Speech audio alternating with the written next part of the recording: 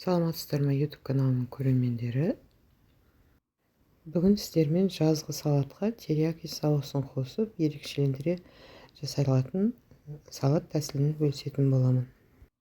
Сонымен бізге керегі қияр, қызанақ, руккола жапырағы, грек жаңғағы, терияки соусы дайын және бринза керек болады. Біз мына қияр мен қызанақты, бринзаны шағындау көбек етіп турап алатын боламыз. Руккола жапырағына араластырамыз.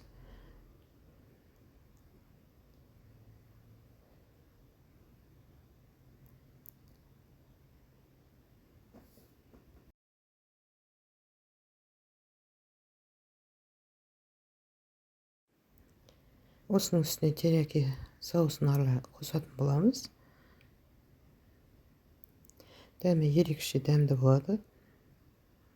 Күнделікті қияр огурцты салат қылып жегеннен бұл өте бір өзгеше керемет дәмді ерекше салат болатын болады.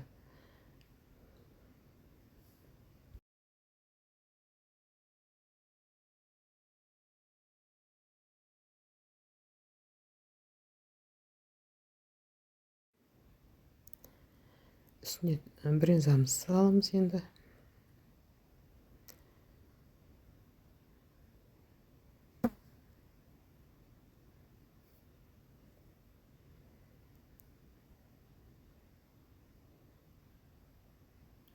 Грек жаңғағын үстіне себетін боламыз. Міне осымен біздің жеңіл ерекше терияки араласқан салатымыз дайын болды. Міне осылай салат болды. Сіздермен болған Лейла.